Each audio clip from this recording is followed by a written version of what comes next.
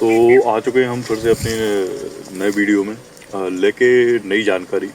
और इस जानकारी में हम बताएंगे आपको कि हमने किस तरीके से दवाई का छिड़काव किया है और किस तरीके से हम इसमें फेल हुए हैं, या फिर देख सकते हैं हम मिस्टेक करी है हमने, जो कि उतनी ज़्यादा मिस्टेक तो नहीं है पर हाँ माइनर भी नहीं है। और हो सकता था थोड़ा डोज और ज़्यादा तेज़ हो जाता तो हमारी फसल को और ज़्यादा नुकसान हो सकता था, पर उतना नुकसान हुआ नहीं है। क्योंकि नुकसान हुआ उस जगह पर हुआ है जहां हमने दोबारा छिड़काव कर दिया है। गलती से एक जगह पर 2 बार छिड़काव करने के चलते वहाँ की जो फसल है पत्ती जल चुकी है। और हमने गेहूं की फसल में अपना छिड़काव किया था। ये जो प्लाट है ये मोटे खेत का खेत है, 2.5 एकड़ है। और इसमें श्री राम की 303 वैरायटी हमने लगाई है।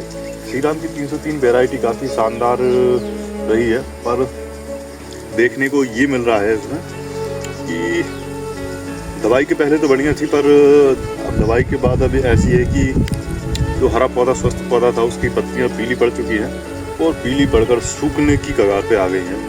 अब ये हमारे नेगेटिव रिजल्ट रहे हमारी दवाई के, जो कि हमने आपके साथ साझा किए। और हम बिल्कुल नहीं चाहेंगे कि आप लोग भी ऐसी गलती करें।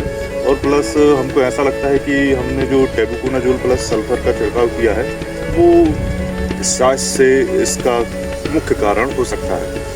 और हालांकि पहले भी हमने छिड़काव किए पर ऐसे रिजल्ट हमको देखने को नहीं मिले, पर अब हमने जो छिड़काव किया है उसमें रिजल्ट ऐसे ही देखने को मिले हैं। क्योंकि वाकई में ये नेगेटिव रिजल्ट हो सकते थे या फिर और गलत हो सकता था हमारी फसल के लिए।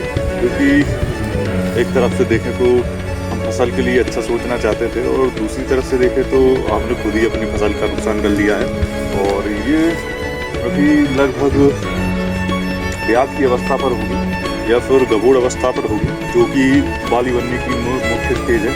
और हमने इस स्टेज पर थोड़ा सा नासमझी वाला अपना कदम उठाया है। और हम अपने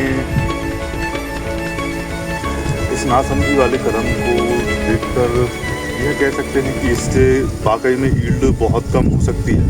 पर टेंशन की बात नहीं है दोस्तों, इसमें उतनी ज़्यादा हमको नेगेटिव रिजल्ट देखने को नहीं मिल रहा है। हालांकि कहीं कहीं पर गलती से चूक के कारण यदि 2 बार दवाई डल गई है तो वहाँ पर ही थोड़ी सी पत्ती को नुकसान हुआ है, बाकी हर जगह पर नहीं हुआ है। अब ठीक है, चलता है, कोई बात नहीं है। अभी नेक्स्ट टाइम ध्यान रखेंगे और आप लोग भी ऐसा ध्यान रखना कि आइंदा ऐसी गलती ना हो। क्योंकि गलती हुई है हमसे, पर सीख आप लोग, क्योंकि खेती किसानी में दोबारा मौका नहीं मिलता है। मौका मिलता भी है तो बहुत ही बड़ा नुकसान उठाना पड़ता है।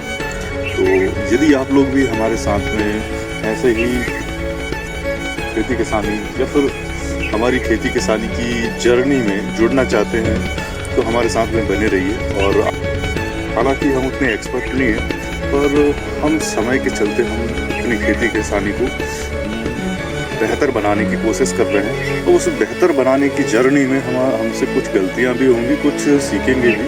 और गलतियां होंगी तो अक्सर हम सुधार करेंगे उसमें।